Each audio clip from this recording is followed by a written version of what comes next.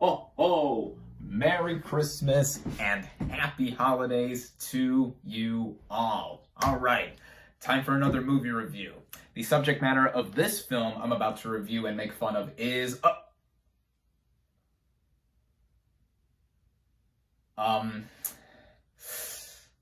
Ooh. I can't make fun of this. No way, no how. I shouldn't even be here. See ya!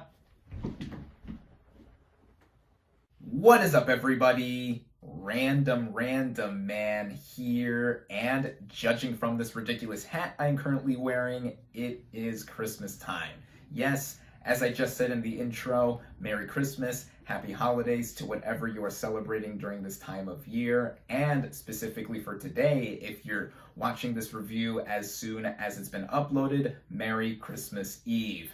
Now, if you've been a longtime viewer of my channel, then you would know that I've sort of made a tradition out of wearing this big itchy hat on or around Christmas while reviewing a movie that I recently just saw. And to increase my holiday spirit even more, I am currently wearing some Christmas-themed pajamas, right down to the pants. So I am really into the spirit right now, and as my little Christmas gift to you all, as always, every year, I am here bringing you a review, specifically with me bringing you my review for Bombshell. Now, the plot of this drama is based on the accounts of several women, played by Charlize Theron, Nicole Kidman, and Margot Robbie, who worked at Fox News and set out to expose CEO Roger Ailes, played by John Lithgow, for sexual harassment. Going into this movie, I was very much looking forward to it, even though, as I just nodded at in my intro for this review, that this isn't the most cheery of subjects to be making a movie about, no less for me to review, given the time of year. But I was still looking forward to it, mainly for the actresses and the subject matter itself as well, as this is a very serious topic that happened before the #MeToo and #TimesUp movement started about a couple years ago. This was pre the Weinstein effect. And I knew some things about the Fox News sexual harassment scandal that occurred a few years ago, but not the whole story, which is what I hoped this movie was going to set out to tell. Starting out with the cast and their performances, I will begin with Charlize Theron as Megyn Kelly. Now, when I saw the first teaser for this film, seeing her in the trailer kind of threw me off guard, actually. My first thought was, is that Megyn Kelly? Then I did a double take and was like, wait, is that Charlize Theron playing Megyn Kelly? The makeup on her is amazing. And as for her performance, this is probably my favorite performance of hers that she's done in quite a few years now. It's not just the makeup work that's doing a lot of the work for Theron to really accurately play Kelly. She really got down her mannerisms, even her voice, like it's eerily similar to the real life figure. And her being a big focal point of this movie, along with our other two female leads, really does infuse the spirit of this movie in really being about the takedown of this infamous figure in Roger Ailes. Theron really has a lot of ferocity with her performance. This also applies to Nicole Kidman as Gretchen Carlson, who was the first person to openly accuse Roger Ailes for sexual harassment, and is mostly outside of Fox News at the point of the story where it does begin. And I thought that she did a very outstanding job, too, for a lot of subtlety that she has with the way she portrays this figure. There's a lot with her in not only the legality of the situation, but also how she was personally affected by what was done to screw her over in her exit from Fox News. And the last of our three female leads is Margot Robbie as Kayla Pospisil. That's a hard last name to pronounce, but I think I got it. Robbie is actually playing a composite character, and those kinds of figures in movies are a bit tricky to pull off, because they're based on several people and they're an amalgamation together into one fictional character. But I think that Robbie's character really had a purpose in getting us to identify not just with her, but as a way for the audience to veer into the situation that occurred a few years ago. Robbie's performance in particular, I gotta say, is one of the best I've ever seen from her. There are two scenes in particular that have definitely garnered her some attention now and surely will in the near future. One involving an encounter with Roger Ailes, and the other involving a really heart-wrenching phone conversation.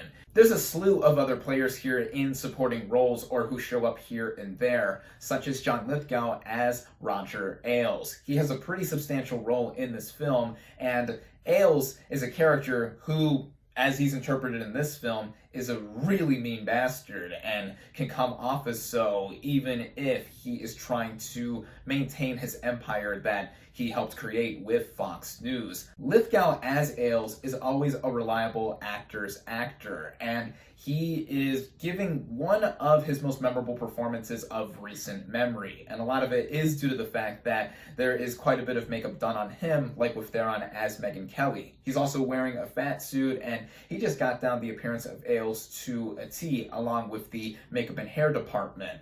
And other people here show up here and there within this film. Rob Delaney plays a member of Team Megyn Kelly. Mark Duplass plays the supportive husband of Megyn Kelly. Allison Janney plays the attorney to Ailes. Kate McKinnon plays an acquaintance to Robbie's character, who is not just a closeted lesbian, but also a closeted Democrat working at Fox News. And I find her role particularly interesting because it's Kate McKinnon. I love her from SNL, but also this is probably one of the better performances I've seen from her in movies. Connie Britton is the supportive wife to Ailes. Malcolm McDowell plays Rupert Murdoch, who is one of the higher-ups at Fox as well. I always get a kick out of seeing him in films nowadays, as he played Alex in A Clockwork Orange, and that's one of my all-time favorite movies, but you probably already knew that if you're a longtime viewer of mine.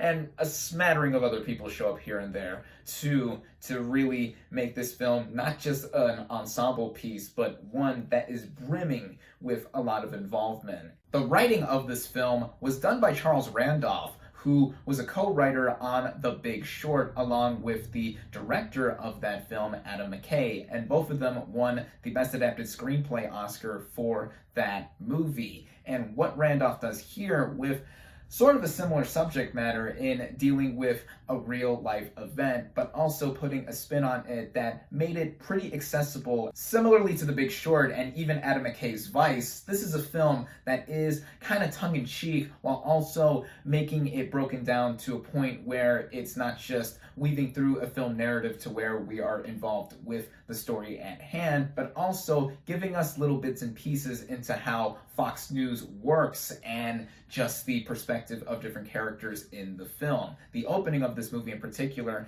has Theron's Megyn Kelly breaking the fourth wall, as some other characters do throughout, similarly to The Big Short and Vice, and explaining the ins and outs of what was going on. This makes for a very punchy and poignant script, which engaged me throughout the narrative, and this is also attributed to the focus from director Jay Roach. He's a filmmaker who's most notably done comedies in the past, such as the Austin Powers trilogy, which I'm a big fan of, but has also recently delved into subject matter based on real life with his biopic Trumbo. That one I really enjoyed, mostly for Bryan Cranston as the title character there, and what he does here with Bombshell is a bunch of similar shades where he is telling the story to a very accessible manner, and with Randolph's script, makes it something that is a feel like a docudrama akin to other recent movies as well. As I mentioned, The Big Short and Vice from Adam McKay. Like those films as well, there is an element of comedy thrown in here and there, tonally, yet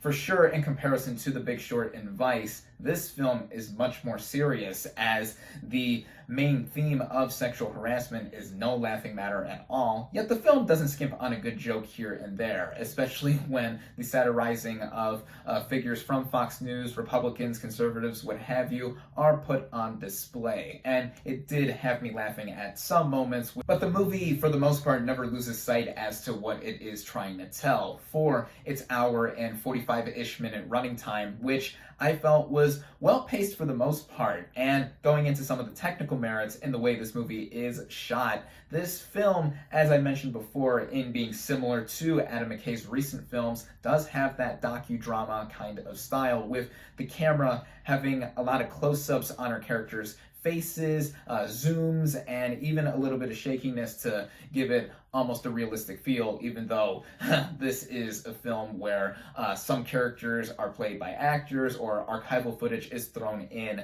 Though it's obvious with movies like these, any movie based on real life, there are inaccuracies all over the place. The costumes, sets, and overall look of this film give a very clean, pristine kind of feel, which, as the movie makes clear, Fox did strive for, or as their motto is in turn, even with some of the music, which interestingly uses a choir at some moments to not only emphasize the tension going on in the workplace of this film, but also give it a unique edge in that it is very driven by women, as I think it's clear that female voices were used for this choir performing, which gives this film an empowering sense to it, no matter how one may feel about the real-life figures portrayed in this film. And that does go into some issues I have with this film that are not really major, but are worth addressing anyway. The film, despite focusing on our three main leads in Theron, Kidman, and Robbie,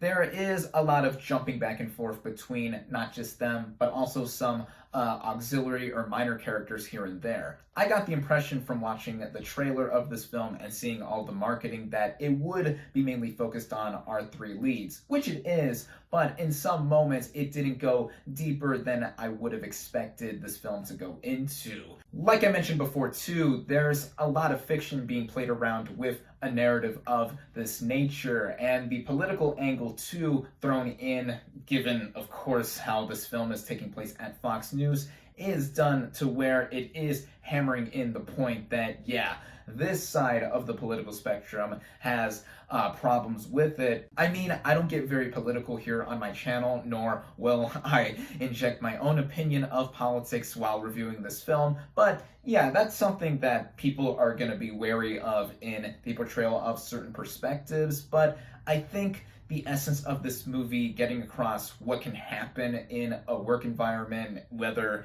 it is one harassing others or those not willing to speak up about it, is the main point of this film here. And it's something that is very relevant to our day and age today, and that's what I think makes this movie worth watching as a whole. Surely for the performances and the script, as recently, earlier in the month actually, the film has gotten a slew of awards nominations at the Critics' Choice Awards, the Golden Globe Awards, and SAG Awards, with the main trio of performers being singled out for the most part. And I think it is all well-deserved, and I can surely see this spilling over into the Oscar nominations next month. For sure, this movie is a shoo-in to win a trophy for its makeup and hairstyling. Until then, though, I really enjoyed Bombshell, and I definitely recommend it. My final verdict for Bombshell is 4 out of 5 stars.